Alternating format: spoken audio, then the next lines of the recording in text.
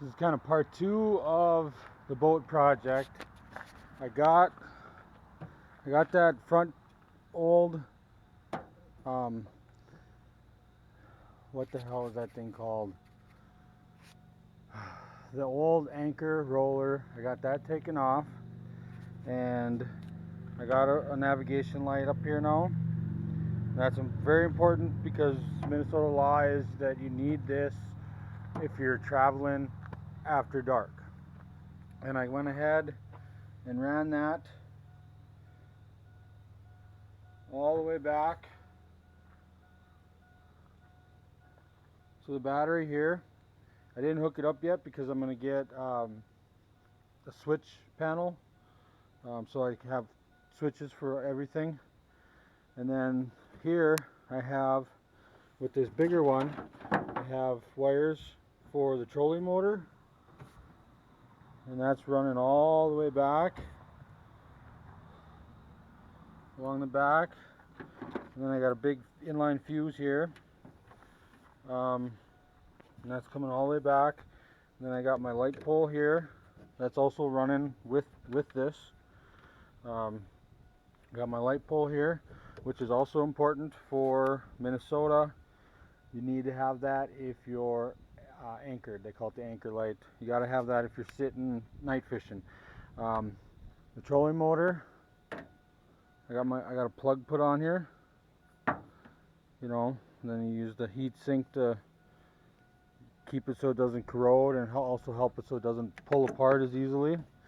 Now this was the tricky part, is where to install the plug for this. And I thought about building a bracket kind of in there.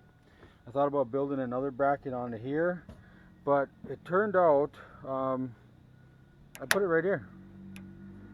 I still got enough room if I ever need to hold on, to grab on there, but you know, it's secure, opens up nicely, plugs in nicely.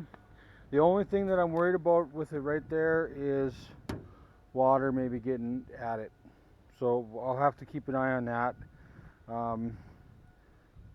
As you can see, my boat is pretty shallow in the back end, so if I lean back too far this way, I might get water on it there. And if that's the case, then I might have to figure out a way to either get it up higher or move it to somewhere where it's going to be drier.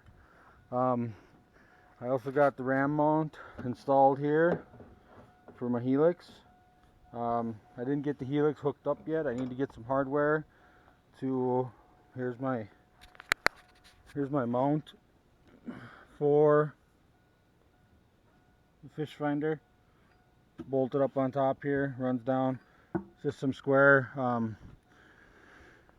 tubing, metal tubing, and a piece of little iron. And then so I got that installed. I need to get some hardware to actually mount the transducer onto there, and then I can run some of the wires there, and then I'm going to run them. I got to get a little bit more of this plastic conduit. I'm going to get some more of that, and I'm going to run the I bought a new marine cigarette lighter here, so I can charge my phone, and I put it here. I was going to put it on this side, but I put it on this side because I have a speaker like system that I use, and I keep my tackle box here, and that way I can plug in my phone and set it in the tackle box, or I can plug in that speaker and set it in the tackle box, and then I'll have, if I would have put it on that side, I would have needed a longer cord, but with here I just need a short cord. I can plug it in, set my phone in the tackle box or that speaker. A lot of times I have my phone in this holder here with Navionics on, so I can also put it on there and there. But it's, you know, and then the wiring's coming up here, so I got, and then the battery's in, the battery I do have in here, and then this is riveted. I got that riveted, so that's I mean, that ain't going nowhere, you know.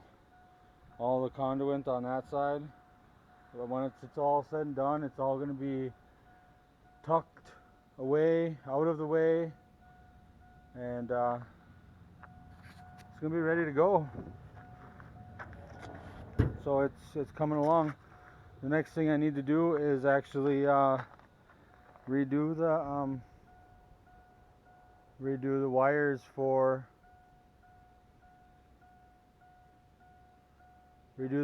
my trailer. And then I did get some stainless steel scraps from a friend of mine to make.